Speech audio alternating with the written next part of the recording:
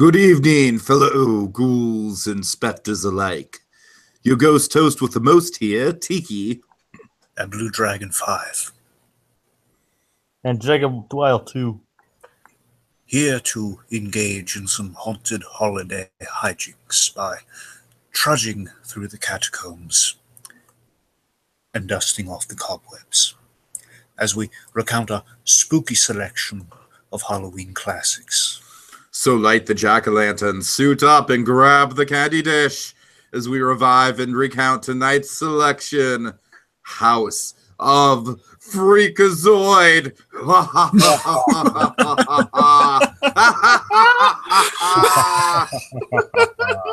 Maniacal laugh.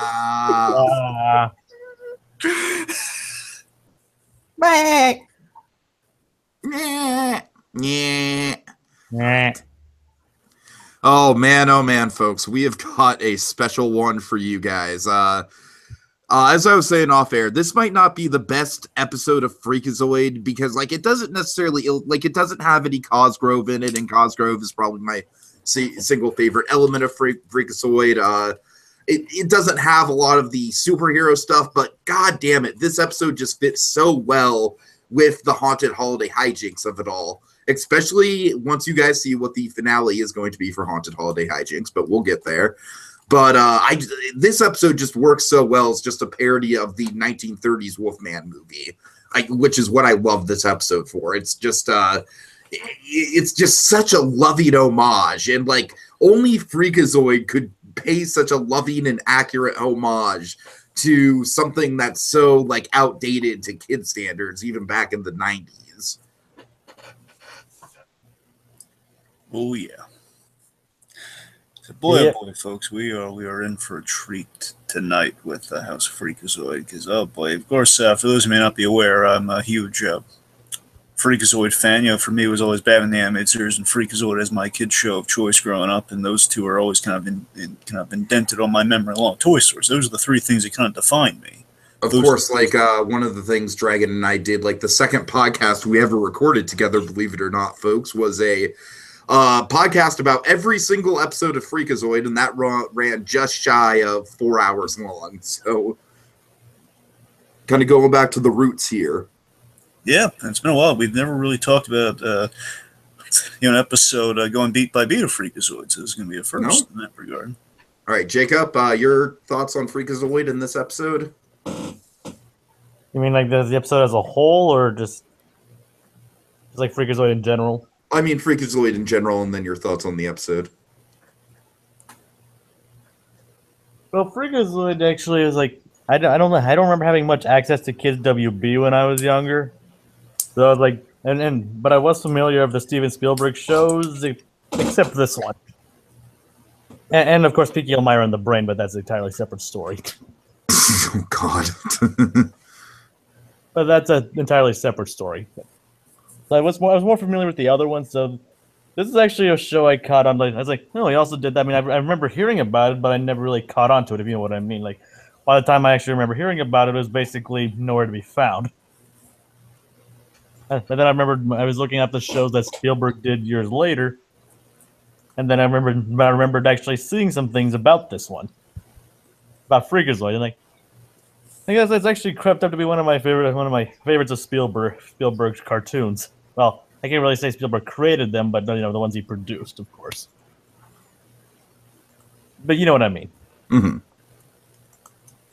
As for the episode, though, I might drag him out a little mad. I liked the episode, but it wasn't really anywhere close to being one of my favorites of Freakazoid or Halloween episodes in general at all. But I mean, Dragon's probably silently screaming at me right now. I mean, he's not saying anything, so I can tell. No. Believe me, it's not my top 10 of Freakazoid. Yeah, that's kind of why I mentioned up front that it might not be the best example of a proper Freakazoid episode. To me, honestly, a lot of my favorites are in season 2. Because remember, season 2, you had more full episodes. It basically had a lot of shorter. Right, because season 1 was mostly like this, where it's a lot of half and half. Yeah, I mean, or even sometimes thirds. Like, that's what I'm saying. There were more. It was more thirds. This is honestly one of the only exceptions of the first season, where towards like this, and I want to say, you had the origin episode with this, the Chip, and maybe it's in the finale where they just split up. They eventually split them up to 2, and usually it was like, there was a reason for it. And this is like one of the rare exceptions where this is like a tease of what they were going to do with season 2, which structurally I like this episode because it's consistent with season 2 in that regard. So it's. Yeah, it's and by no means inferior, but it's different than what we're used. It's different than all our favorite trappings of Freakazoid.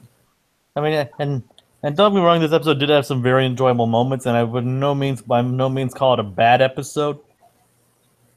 But I mean, it's nowhere near like a classic as some of the other episodes are. I mean, it doesn't. I mean, it has some clever moments and all that, and it does play good tribute to the. And you got to keep in mind, too, this isn't so much an episode as it is a segment. Like, that'd probably be the more proper vocabulary for it. Well, yes, segment, of course. Right. I mean, don't get me wrong, I won't be entirely negative on this. It's like, as a whole, I thought this was just kind of like, maybe in the middle of the road, probably like not one of my favorite episodes, probably like, then again, I mean, there really aren't that many episodes from Freakazoid to begin with, so that's kind of also the thing. But Jacob, I take it you're not really that familiar with Lon Chaney Wolfman? I mean, I've seen Wolfman. Oh, okay. Well, like I said, I appreciated the tributes to it. Yeah, I mean, that's what really got to me is how accurate the tributes are. But we'll break it down, guys. We'll break it down and get into our... I mean, trust me, I've seen the Wolfman. Yeah, okay. Just checking. All right. So let me I'm not really going to get into like a lot of background. There's not a huge amount of background, but just basically like who our director and who our writer is on this. That's usually the main thing to highlight. Of course, we have a lot of familiar players in the kind of the Amblin universe and kind of the Amblin kind of pool of shows. And of course, Freakazoid, we have a lot of interesting kind of familiar hands from other shows that came onto it as well. So let's see. Our director is Scott Gerald. And Scott Gerald, you will know him as directing some other great episodes, such as Candlejack, one of the early ones. I want to say the second episode of Freakazoid was Candlejack. Remember Candlejack? Did you do any of the other Warner Brothers shows? Because the only other show I remember him directing was Crypto the Superdog. Well, I mean, I've heard that he was director of the other Spielberg shows. I wouldn't be surprised if he worked on Animaniacs, because there's a lot of Animaniacs pools kind of worked on Freakazoid in particular. But yeah, that wouldn't surprise me. Like, they did borrow a lot of directors. In terms of Freakazoid episodes, again, he's done Candlejack, he did Fanboy, and he did Relaxavision. Oh, Fanboy was a good one. Yes, and speaking of Fanboy, of course, not only did it feature the great Stephen Furst, who is no longer with us, but it also basically we paired the familiar team on this one of Scott Gerald's and the writer Paul Dini. Yes. Paul Dini, I love you, Paul Dini. Oh boy, I love the Dean man. Oh my God, Paul Dini is. And Warner Brothers Animation is probably like, come back. Desperately. We're so lost without you. Of course, Paul Dini uses kind of the... All we have is Bruce Timm. Bruce Timm's a good artist, but he can't work for crap. Have you seen Batman versus Harley Quinn? Have you seen it? Batman and Harley Quinn. Whatever. But yeah, Paul Dini always kind of brought... Well, the thing is, at least they have Alan Burnett. That's true. Alan Burnett's been on even before those boys. Alan Burnett's been there even in the rough era of Batman, the Super Friends era. But anyway, boys, we have Paul Dini working on. Of course, Paul Dini, kind of the famous, let's just say the famous freelance kind of writer on Batman. Of course, made it big, and of course, we all know him. Of course, created Harley Quinn. He's kind of the go-to writer for the Joker, as well as. Yeah, he's put just such a great stamp on so many Batman characters. Of course, penned his own super compelling autobiographical graphic novel, a true Dark Knight, a true Batman story, which is amazing. Well, again, for me, is I would personally equate with the Watchmen of the Dark Knight Returns of the day in terms of it's a different type of book, but it would be on the same shelf in my heart. It really is. And they also penned the first 2 Arkham games. Yes, of course we have a whole lot of the Arkham franchise is built upon the back of Paul Dini, knowing that character like the back of his hand. I mean, oh my God, it's just he's got so many credits to his name. We could spend all day here, but importantly, Paul Dini. This is in the early Paul Dini also had written Animaniacs and Tiny Toons, because I want to say he met Bruce Timm. They at least have crossed over on Tiny Toons. Yeah, I think they met on Tiny Toons. Yeah, Yeah, it was like they were doing work on Tiny Toons when they first received word of Batman. mm-hmm. Forget the Animaniacs thing. I said it was all Dini only did Tiny Toons. I really don't think he did. I know Paul Dini wrote some for Animaniacs. Really? I believe he did. I mean, I know he won a lot. The point is, like, the same creative. The Amblin team was really like a lot of familiar players, so it's kind of sometimes it's hard to get mixed up a little bit with that. So. There's one more small question about Dini. Do you know what he's doing now? I mean, I know he worked on Ultimate Spider-Man, but do you know what he's doing after that? Well, right now, I mean, he's actually come back to write a few comics because he's not taking a break from DC collectively, because again, just DC. Honestly, they burned him a couple times. That's kind of why he's. But again, he knows the players. You know, of course, he's friendly with the creators. I'm just saying the company. I don't know, because basically they burned him a while back, and I think he's just been slowly making his way back. So he's most recently he's doing the crossover with the Archie comics, where Harley and Ivy meet Betty and Veronica, and so far in the first issue, it's really fun. Dragon, do you remember Archie's Weird Mysteries? Tiki, do I remember Archie's Weird Okay, Mysteries? I'm sorry. Yes. That's just like that. That's definitely something. What was like the first thing we talked about in Riverdale was okayed as a show? What was the first? Yes. Yeah, you're right. Archie's Weird Mysteries. Oh man. Oh god, but that's what Dini's writing now, and oh boy, just Dini can't write enough. And he and Scottson are kind of my writing idols. They really are. Those guys are like the go-to writers for me. Anyway, but yeah, Paul Dini, he's written like a handful of episodes. He wrote Fanboy, he wrote The Freakadog, like when Freakazoid gets a sidekick, you follow me, The Freakadog, and Nerdator, as well as this one. So that's just, he's helped out. He's written some really standout kind of funny episodes of Freakazoid. He knows how to capture a vibe. So let's just dive right into it, because it's so much fun. Let's dive right into it. Okay. So a storm is brewing outside the Douglas household as a mysterious figure stands at the door. Yes, almost in an Exorcist fashion, to be honest. Right. And The Exorcist would also be a good finale, just saying. Okay, that's something to consider. I mean, yeah, Donner. Donner did The Omen. I was thinking of The Omen. But sure, The Exorcist as well. But anyway, let's not sidetrack. Anyway. So, of course, this episode is a big old tribute to Universal horror films, which we all love. Oh God, yes! Oh my God, I'm surprised they didn't use Swan Lake in this episode. That honestly did surprise me. So yes, so we have just the great dramatic Universal horror intro to the Douglas household in the rain. I love this. We capture the rain as a sign. Basically these are Dini flourishes. Dini knows how he captures periods so well. He's captured period with gangsters before with Batman, but I mean with horror. I mean, I knew he was a fan of Star Trek series. Obviously, he has a kind of a base of the fanboy stuff. The episode fanboy. I mean, he had all that stuff down pat because he lived that experience in many regards. And again, here shows kind of the monster fan in him as well. Mm-hmm. So yes, the monsters really honestly before the comics boom, the horror monsters were really they were a big. They were the first cinematic universe, hands down. Yes. Unfortunately, now we are butchering that, but Oh God, don't get me started. You want to talk about a long podcast? We could do. But in context, you got a Battle of Masters on horror there. That was the first. Those were the first crossovers. Those were the first. That appearing in other movies. There was a time when the werewolf was Tony Stark for a while. Right.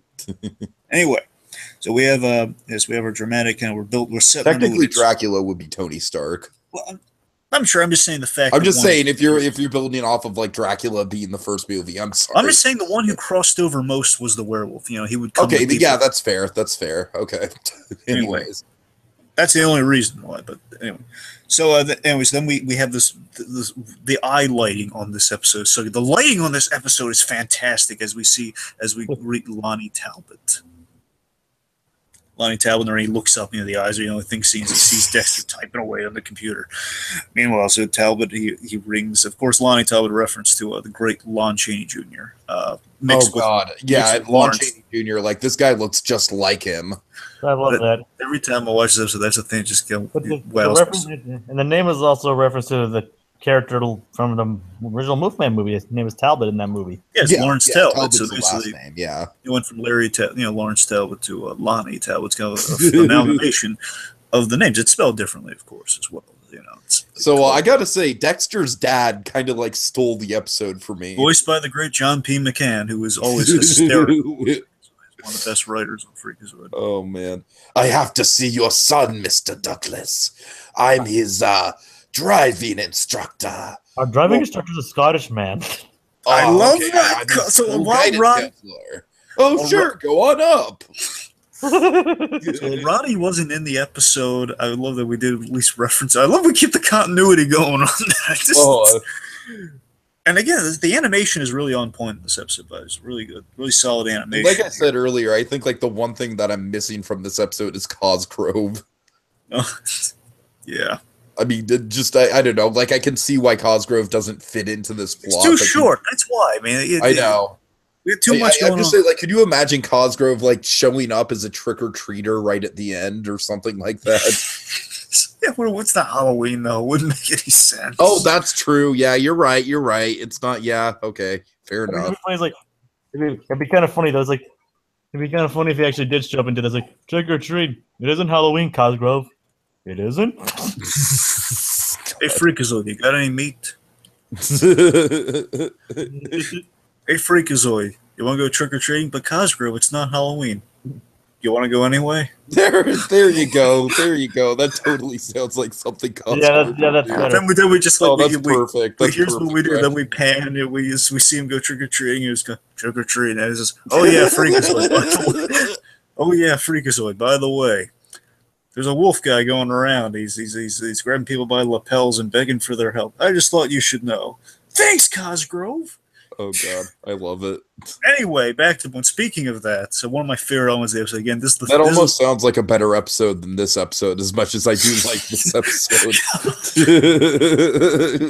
Oh, but seriously, again, this is why I'm loving the episode, because not only do we capture the vibe of the Wolfman movies, and also House of Freakazoid, of course, is a reference to House of Frankenstein, by the way. Of course. But, not only does he look like Lon Chaney, by the way, here's like kind of a fun fact here. Mitch Schauer, he was the producer of the first season of Freakazoid, which this was made with him. He created Emmett Nerving. He's actually the guy who created Emmett.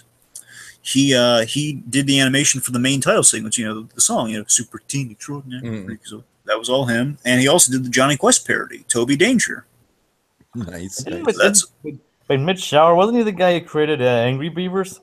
Well, I'm saying we know Emmett's on Angry Beavers, so I wouldn't be surprised if I know he's involved in that. I don't know if he created it or not. Wouldn't surprise me. Anyway, but yeah, so Mitch Schauer, he provides the voice of Lonnie Talbot. Oh, that's cool. Yeah. And this guy's just spot on. Like I said, like it's basically like like those old Bugs Bunny cartoons where there'd be like a bunch of like celebrities. Yeah. It's kind of like that. It kind of looks like that, like the way the way that Warner Brothers would draw a celebrity. And I like that. Now, while he doesn't sound exactly like Lon Chaney Jr., I like that they capture every part of it that just sells you on it instantly. That the fact he's doing, they're making fun of all the mannerisms, like all the tropes from the Wolfman movie. One of my favorites, my favorite gag. I love how it pays off at the very end. This running gag of I love this so much. Where he grabs. Basically, Mr. Douglas, he tries to shut the door because he seems crazy. Well, goodbye now. But then he opens the door and he grabs him by the lapels, slams him against, throws him up against the wall.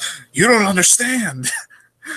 That's so Talbot. That's so Lawrence Talbot. Yeah, that's so. Oh my god, it's the grab by lapels and just saying you don't understand. I love it as a running gag. It's so accurate. That's what's. So again, even though it doesn't sound like when the moon is full, it doesn't sound exactly like Lon Chaney Jr., but it's everything else is just so well done. It doesn't matter. It's like it's close enough. Yeah. I would have liked. Speaking of that, I would have liked to see more from that gypsy lady. Oh yeah. I was like, I curse you. And then she asked money for bus fare. Don't give her any money. She does this all the time. So let's see. So we we build Lonnie up, and we have him do again the famous. We have all the poses down too. He has the hat pose. He takes the hat off and he's holding it. Oh yes, he's got the hat pose.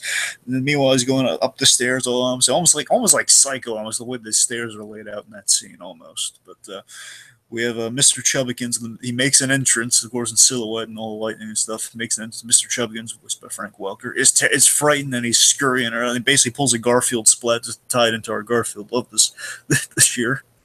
And of course, he has this great line. Sorry, pets don't like me. Now, here's what they have down. Not aside from just all the mannerisms like this. This is what sells me on.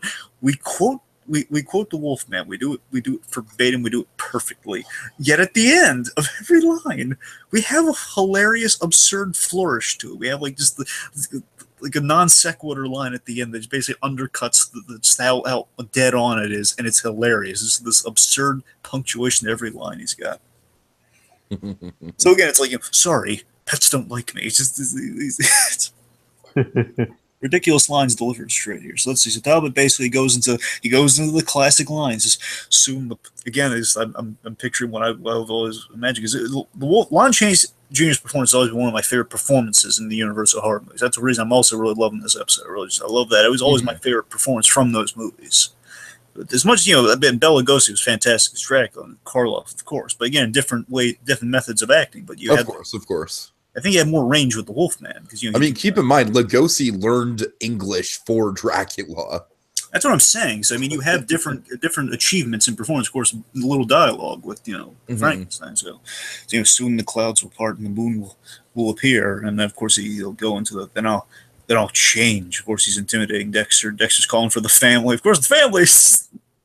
Tiki, what's the family doing? Oh God, they're let's see, they're playing. I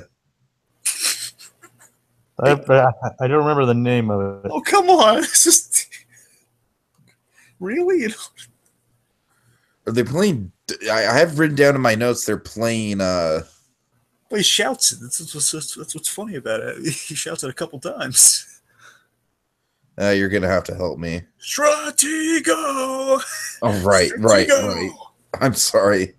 He's getting so excited over the strategy games. Stratego. Anyway, so then we there's a knock at the door, and he invites this wonderfully rendered, without a line of dialogue yet. Oh, you must be here to see. I bet you're here to see Dexter. Just invites this random stranger. Again, the screening process is becoming more and more loosey-goosey at this house. It's like earlier. It's like when Lonnie Talbot mentions, like, your parents let me in. Like, my parents let everybody in. Exactly. Anyway, he's shaking Dexter here, and he's like, "Would you stop shaking me?"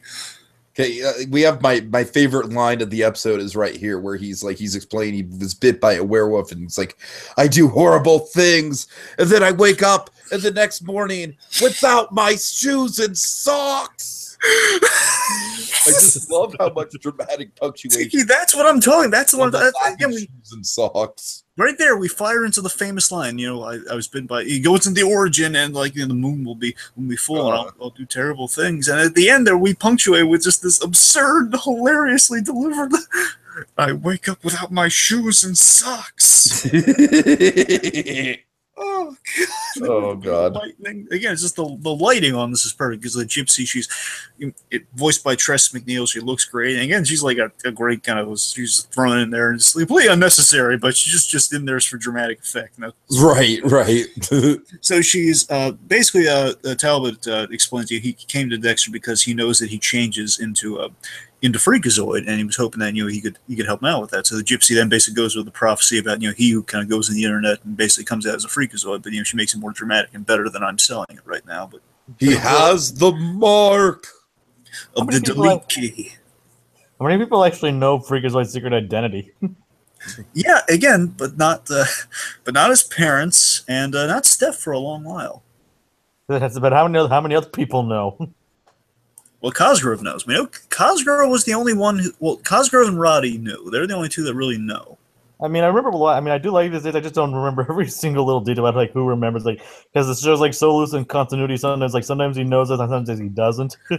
Here's the thing, though. Actually, they do try because there's an episode in season 2 where basically they make a gag out of it where Cosgrove spills the beans. He basically pulls an Alfred from Batman Returns, where he lets it slip to Steph, his girlfriend. That again, Steph's dating. She knows Dexter. Or basically, you're Dexter Douglas, and then of course, no, not Ingmar. Jonathan Harris's character. Isn't he the Brainiac guy? Well, from Lost in Space, Jonathan Harris. Yeah, like didn't he voice the Loeb? No, that's David Warner. Oh, that's David Warner. Never mind. I'm getting them mixed up. Sorry. I think it's like I don't know if they call him Professor Jones, but it was something Jones. I think I'm pretty sure that was the. Anyway, okay, I'm gonna Tiki. Can you look that up in the meantime? It's killing me. I can't think of that right. Okay, what are you wanting me to look up specifically? Freakazoid's butler, Jonathan Harris. What the butler's name was? Jonathan Harris from Freakazoid. Yes, Jonathan Harris from Freakazoid. Because he wasn't just called Jonathan Harris. Okay, I will get on that. All right, sorry, folks. I mean, I'm going to think of it eventually. I just want to cut through it, so I'm making sure I get in here. Anyway. So. That was like Professor Jones, but anyway. So. Yes, Dexter's... Professor Jones. That's it? Yep, Professor Jones, Freakazoid's butler after Ingmar. Yep. All right, I got it. Awesome, cool. Yay for me! I have a bowl. Yeah. So the Gypsy's basically firing into. We have the delete cola gag, and I love this. And again, we're trying something that's never been there before. Speaking of continuity, delete thing's never been there before. I know, I love that. Yeah, it's kind of like trying to add another layer to the Freakazoid origin. But they instantly call this show was so smartly written in that regard. They called themselves for their silliness every opportunity they got, and they made it work. Where they were like, "Oh, that's just from a bottle of delete cola." Just what a ridiculous delete cola. I'm good. So it's so funny. What do you guys think delete cola tastes like? Not very filling. Like very, very bland, kind of flat Shasta cola. I taste regret with that beverage, Jake. I taste regret. Right? I taste why I wish I could just delete this from my taste. Wait a minute, that's the charm. So then the Gypsy's asking for cab fare. He says, "Hey, you give me cab fare now." And of course, we have the gag Jacob was talking about earlier, where he says, "Don't give her money." She always does this. Don't give her money. I just love that. It's a package. She comes them everywhere just for dramatic effect, and she always wants cab fare. And she's like, "I heard that." Oh, that's great. I curse you! I curse you! I curse you! Okay, so so basically, he hopes to transform like Freakazoid. Then basically, the moon becomes full, and I love this. I love this too. We use the old footage from the movie. This was my favorite element of the whole episode were these transformations. Oh my god, I was But yeah, you notice they use the footage from the movie in the window. Of course, it's so spot on. It's exactly like the movie.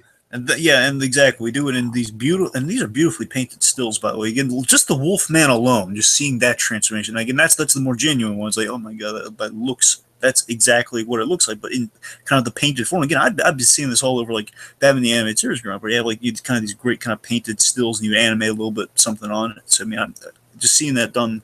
Bringing this to life it's astounding. As we do the transition, we fade. You replicated that, so it's been replicated so wonderfully in animation. What we've seen so many times in film and recreated in film.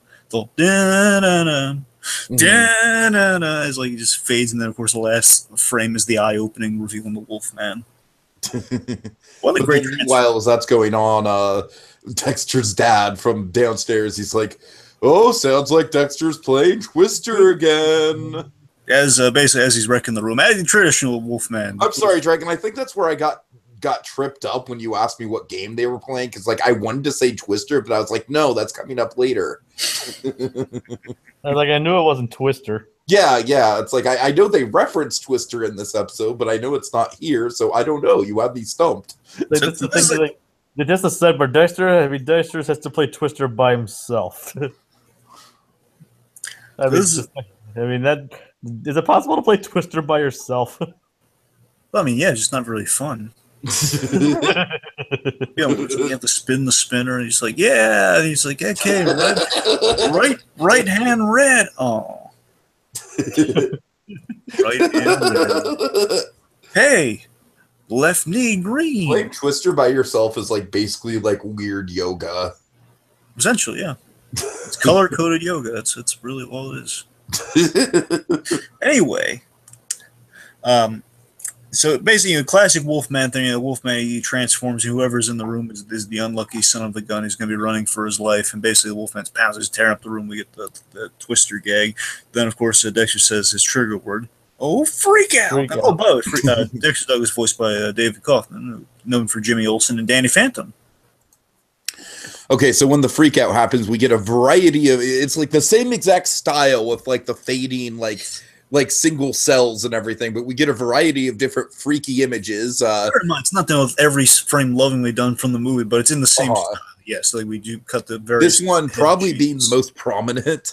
Emmett Nerving, again created by Mike Shower, which is why him normally is interesting, but that still painting is terrifying.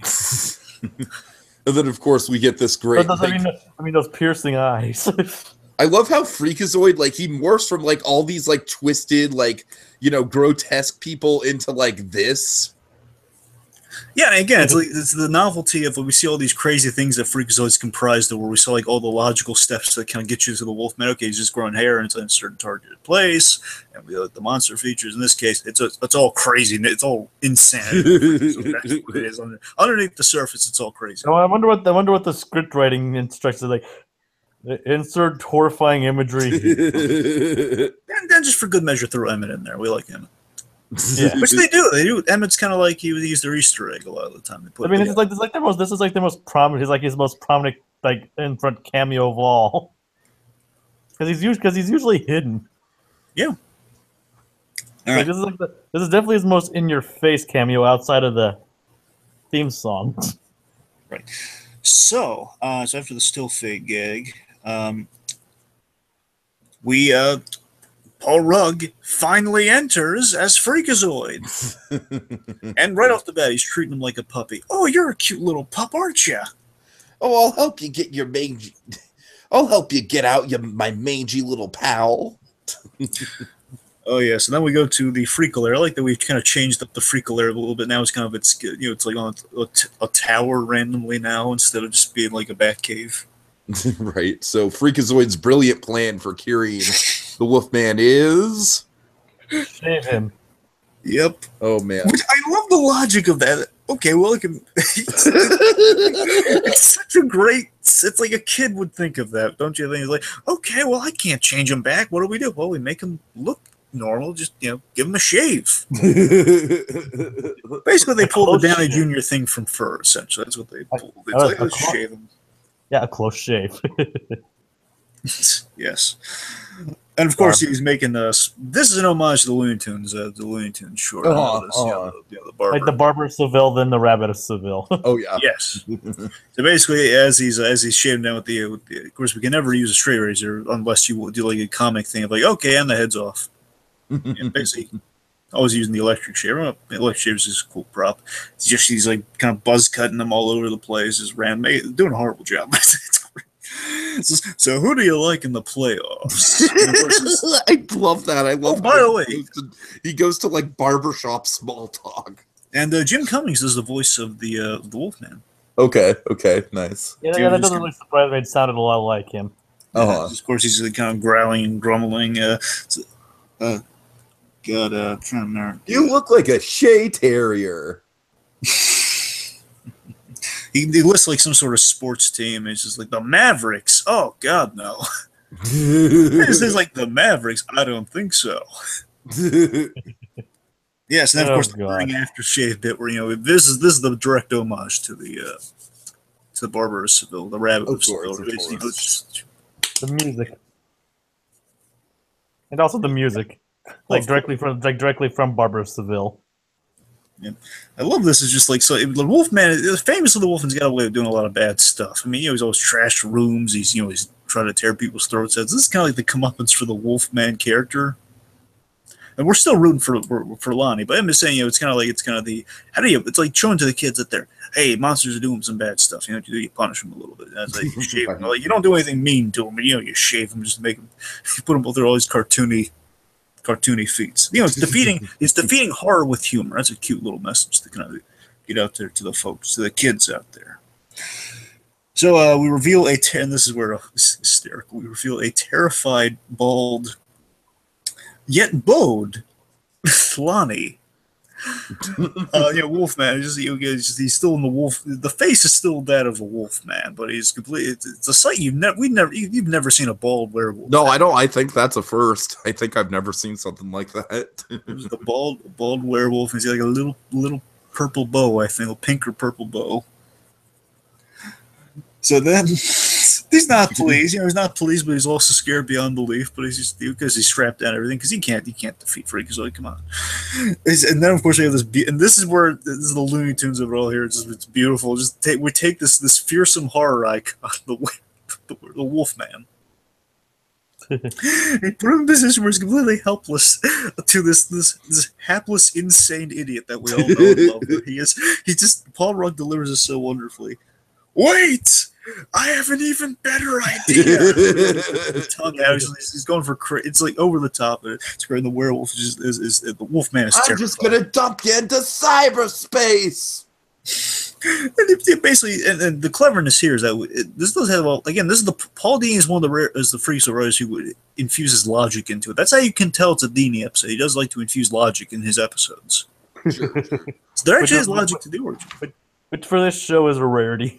Exactly, which is why it's why you can kind of smell a Paul Dini episode out of like the 4 or 5 that he's done. So he recreates the origin that created Freakazoid, but basically he puts in the code and he'll the pinnacle microchip and everything. Basically, he'll suck him in there and he'll spit him out just like Freakazoid, so he'll be able to change like Freakazoid can. I think the shock might cure you, but if not, what the heck? Just remember. This won't hurt me in the least. The terrified Wolfman, he's just sucked right in the side. He's been trying to claw his way through the door. Like, ah! He's sucked in, and of course we have the great Poltergeist line, "This house is clean." Right. Then we have another callback here with "He's back." All right, so then it would seem Lonnie is cured. He's a terrible haircut, but he's cured. And then this guy, and this is what cracks me up with all the lapel grabs here, is that he's so jovial and happy. I'm cured. Do you hear me? Cured. But that's the thing. Instead of saying you don't understand, I always change this. It's a more optimistic modus operandi now. Where signature, I guess. Where basically he's about to grab through Freakazoid by lapels to thank him, but he realizes Freakazoid didn't wear the jumpsuit. He has no lapels, so he grabs his own lapels and he's walking himself out, basically saying like an affirmation almost. I'm cured. I'm cured. I'm cured. He's so happy. I've never seen taking a Wolfman. Talbot is never happy in these movies. It's so refreshing to see him happy for once. I don't know. I would say that technically, like, Wallace Wolfman was probably Well, no, I mean literally, Lawrence Talbot. I mean, sure. Wolfman. I'm not saying like classic Wolfman. Yeah. Wait till he gets my bill, Freaks, of course. Then eventually, time passes. Lonnie returns. What does he want, guys? Can you please cure my friends? As we reveal this great, lovely painting of another horror trio, the Mummy. Oh my God. Dracula, and the Frankenstein monster.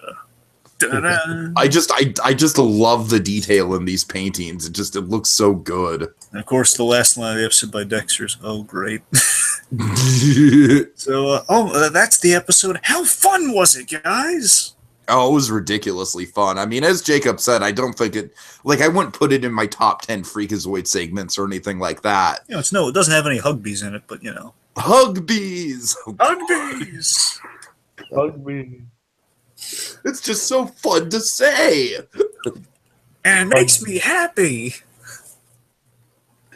Oh man, I mean that right there is kind of like, yeah, it doesn't have anything like that in it, but I mean, Or the little motorboats.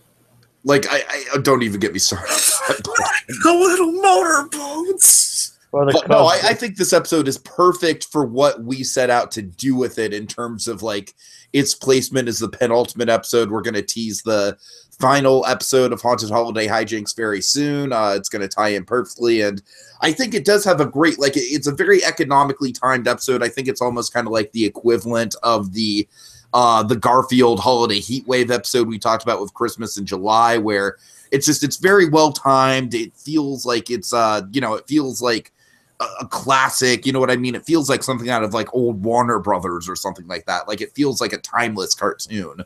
And it's got the spooky atmosphere. Like I said, not the best example of Freakazoid, but I think it is a great kind of I would say this is one of the better parodies of a Wolfman that I've seen. One of the better like Lon Chaney Wolfman parodies. I would definitely give it at least that much.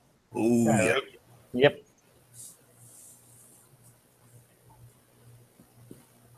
All right, that all you guys have to say? Anything to add, Jacob? Nope, nothing. I've said my piece. Like I said, I enjoyed this episode and all.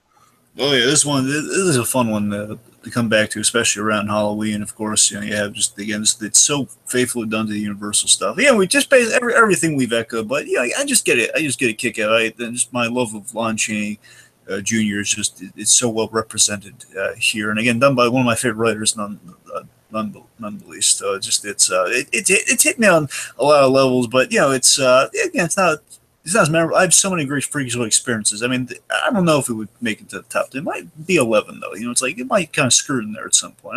Rewatching, I got a lot of love, so I've never had to make like a top 10 list or anything. But they're all good on some level. I don't really remember like a dud of Freakazoid, to be honest with you. So this was yet another. It's a fun one. It's a fun one. It's a great tribute to the old Universal horror monsters, when monsters really mattered.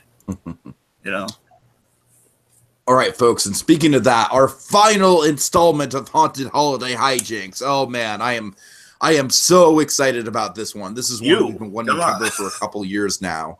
Oh yeah. So essentially, it's the Wolfman, it's Frankenstein, it's Dracula, and it's the Mummy, and it's them all coming together for one big graveyard smash spectacular. Of course, we've been hyping up the Monster Mash. No mummy. What? There's no mummy. Okay, my bad. Frankenstein, Dracula, and Wolfman, right? Yes. Okay. And I believe the Invisible Man. Technically, yes. Sorry, Mummy. Mummy got snubbed. But no, anyways, so we've been hyping up the monster mash of it all. We've been hyping up the the classic Universal monsters. It's all going to come together in this great selection, and also there's going to be some comedy involved. So it's going to be kind of like an Avengers style crossover with the classic Universal monsters with a beloved comedy duo. Hope that's not too much of a tease. You probably got it, but and it has Lon Chaney Jr. in it. Yes, it does. But in the meantime, folks, until that's and Bela Lugosi. All right, yes. Well, let's not go crazy with the spoiling the casting. And in the meantime, folks, our spirits grow weary, but don't worry, they'll be stronger than ever next time as we engage in even more haunted holiday hijinks.